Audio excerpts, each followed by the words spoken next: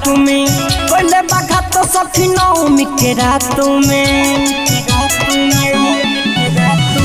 मेला हम देखे गनी ललकी फराक में पहले बाघा तो सखी नौमी के रात में कोइले बातंग बड़का घर के ललना सखी रे फोड़ देले बा फुलवाना सखी रे फोड़ देले बा फुलवाना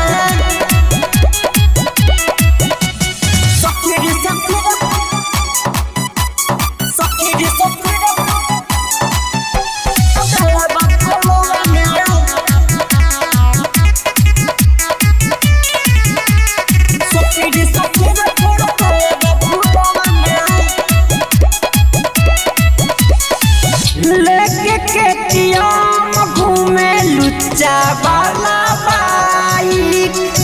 हरियर फुलवाना पर रोड़ा दिहल समारी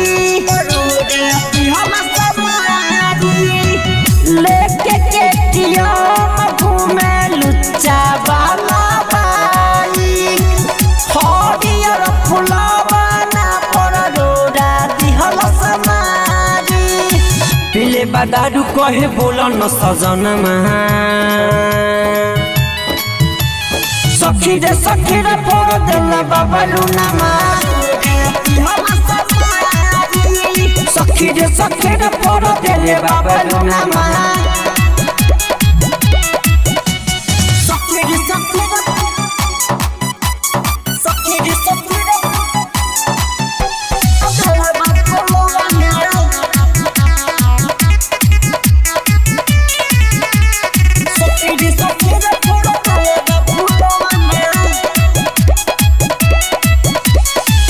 छुपल रहे आके उ तो बड़ा का पंडाल में फंस गईनी सखी हम तो लफुअन के जाल में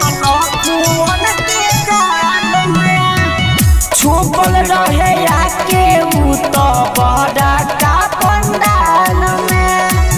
फंस गईनी सखी हम तो लफुअन के जाल में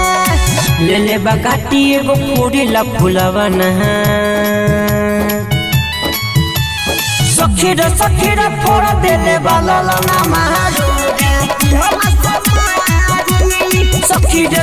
रे फोड़ देले बाबा लूनामा